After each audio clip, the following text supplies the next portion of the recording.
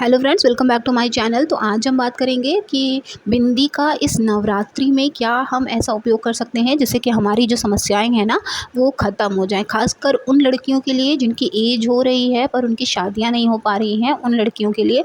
और जिनके मतलब कुछ मंगल काम है ना वो बनते बनते नहीं बन पा रहे हैं, उनके लिए, चाहे वो लड़के हों और चाहे वो लड़कियाँ हों। ठीक है, तो अगर लड़के हैं तो उनके बिहाफ में माँ उनकी जो है वो ये काम कर सकती हैं, माँ नहीं है तो भाभी काम कर सकती हैं लड़कों के लिए।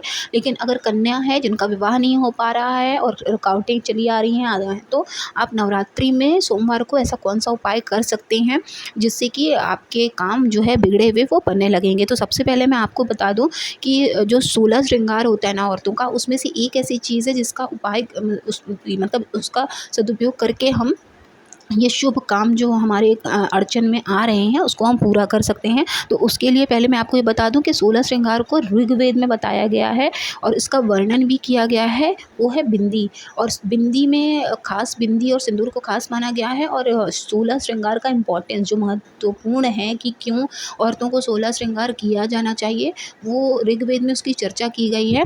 तो ऐसा भी लिखा गया है कि इस महिलाओं को 16 श्रृंगार अवश्य करना चाहिए, क्योंकि 16 श्रृंगार अगर महिलाएं करती हैं ना तो उनके पति की किस्मत चमक जाती है। इसलिए जो महिलाएं अपने पति के भाग्य और उन्नति को ऊंचा करना चाहती हैं उन्हें लाल बिंदी ज़रूर लगानी चाहिए। साथ ही साथ माता पार्वती की आराधना भी करनी चाहिए, क्योंकि माता का ही ये रूप है, 9 देवियाँ जो हैं वो माता का ही रूप है।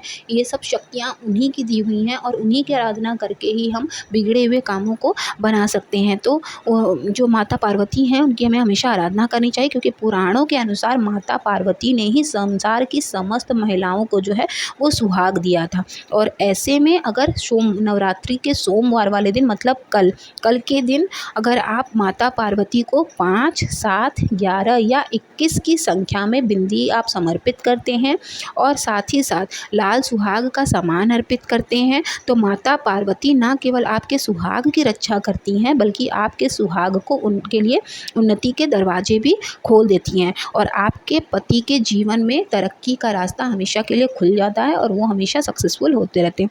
इसके अलावा ये भी कहा जाता है कि अगर आपके परिवार में कोई ऐसा बच्चा या बच्ची है जिसका विवाह नहीं हो रहा है, तो उसका विवाह या फिर उसका विवाह होते होते रह जा रहा है, तो ऐसे में अगर आप उसी बेटी से, अपनी ही बेटी से जो है माता पार्वती की आराधना करवाती हैं, उनकी पूजा करवाती हैं सोमवार वाले दिन नवरात्रि के, और बिंदी अर्पित कराती हैं। कितने? 5, 7, 11 या फिर 21। ठीक है, अगर इतनी बिंदियाँ आप उन्हें अर्पित करवाती हैं और वो बच्ची जो है माता का आराधना करती है तो उसका विवाह शीघ्र हो जाता है। लेकिन ये कार्यक्रम आपको 5 सोमवार को लगातार करना पड़ेगा। ठीक है, 5 सोमवार को आपको करना है। जब नवरात्रि से, जैसे अभी सोमवार पड़ेगी, नवरात्रि से लेकर 5 सोमवार को आपको ये काम करना है। माता को लाल बिंदी चढ़ानी है और उनकी आराधना करनी है। ठीक है, ऐसे में ये भी माना जाता है कि अगर ऐसा आप करते हैं तो विवाह से संबंधित जितनी समस्याएं हैं सब खत्म हो जाती हैं। नवरात्रि में अगर आप लाल चुनरी और लाल बिंदी